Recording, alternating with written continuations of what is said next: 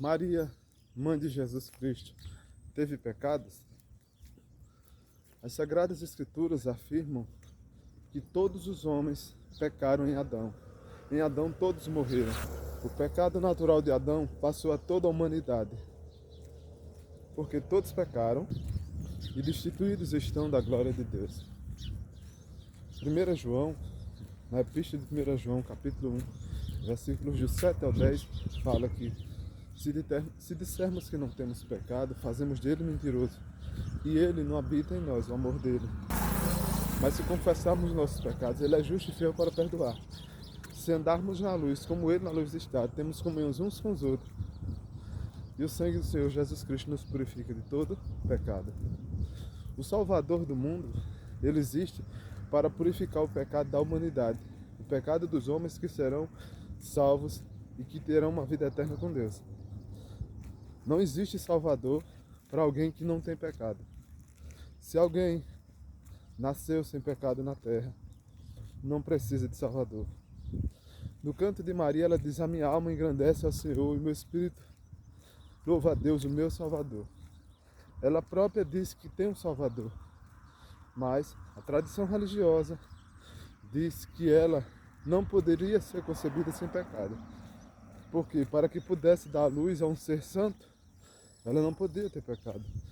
Como Jesus, que era santo sem pecado, poderia nascer num corpo de pecado?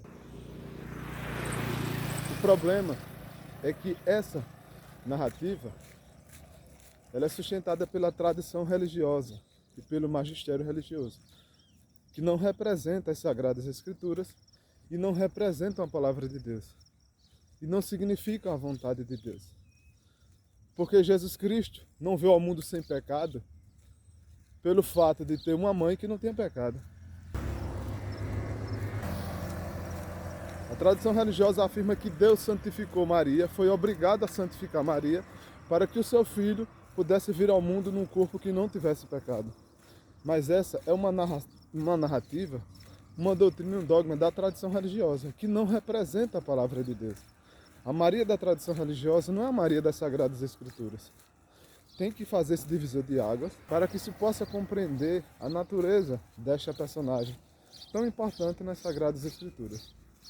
Na Bíblia, Maria é uma mulher louvável, honrada, como tantas outras, como Esther, como a rainha Esther, que intercedeu pelo povo de Israel perante o rei Assuero, como Ruth, como Noemi, como a juíza Débora, como tantas outras mulheres de Deus.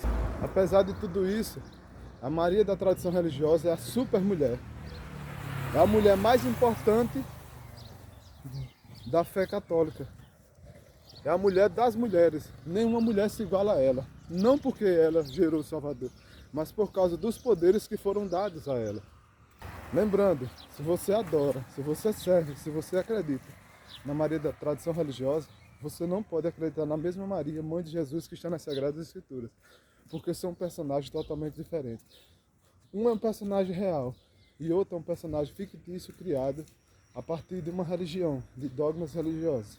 Se você acredita na Maria da tradição, você não está acreditando na mãe de Salvador que está nas Sagradas Escrituras, porque são personagens diferentes que não se confundem um com o outro. A Maria da tradição é a mulher que não teve pecado, que Deus a santificou. Deus foi obrigado a santificá-la, porque tem necessidade que no seu ventre fosse gerado o Salvador do mundo, que não tinha pecado, que não podia provar o pecado. É uma narrativa interessante que eles criam. É uma narrativa que há uma lógica. É uma narrativa baseada num silogismo que cativa as pessoas, mas tem um porém. Não tem nenhum respaldo bíblico. Esse é o maior problema. Só um detalhezinho. É só um detalhe bem pequenininho. Se você acredita nessa Maria sem pecado da tradição religiosa, você não acredita na mãe do nosso Senhor e Salvador Jesus Cristo. Por quê? Essa mulher sem pecado foi construída dentro da tradição religiosa e do magistério religioso, que não se confunde com as Sagradas Escrituras. Não representa a vontade de Deus, a palavra de Deus, e nem as Sagradas Escrituras, e nunca hão de representar. Se você acredita que ela não teve pecados, você não serve a Deus. Você não tem temor a Deus. Por quê?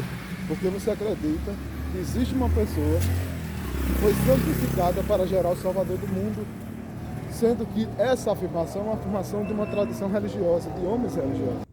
Se você acredita nesta personagem, você não acredita na personagem bíblica. Você acredita na personagem criada pela tradição religiosa, que é totalmente oposta à personagem das Sagradas Escrituras. Esse é o maior problema seu. É um problema de veracidade das fontes. É um problema de fundamento. O fundamento para a sua crença está numa tradição religiosa. E o fundamento para a crença daqueles que seguem a Maria, Mãe de Jesus, como é retratada nas Escrituras, é a palavra de Deus. Se você é servo de homens, você acredita num personagem que nunca existiu. Se você é servo de Cristo, você acredita no personagem que está nas Sagradas Escrituras. Somente lá está retratada a verdadeira mãe da natureza de nosso Senhor Jesus Cristo. O salmista Davi, no capítulo 51 de Salmos, versículo 6, ele diz: eis que em pecado eu fui formado, e me concebeu a minha mãe. Eis que em iniquidade eu fui formado, e em pecado me concebeu a minha mãe. Desde o ventre materno, desde Adão, todos nós pecamos. Todos nós pecamos. Só precisa de um Salvador. Quem tem pecado? A Maria, que você acredita que não teve pecado, é uma Maria que nunca existiu. É um personagem mitológico da tradição religiosa, porque todas as tradições, elas criam um personagem mitológico. Então você acredita num personagem mitológico. Aquele que foi concebido sem pecado, que Deus foi obrigado a santificar. Mas a Bíblia não diz isso. A Bíblia não revela nada disso. Aí você argumenta: mas esta é a minha fé, o que eu acredito. Você não acredita porque você não é da minha religião. Se você conhecesse a minha religião, você iria acreditar. Uma mentira não vai se tornar verdade porque você, eu, meia dúzia ou uma centena de pessoas acredita, né?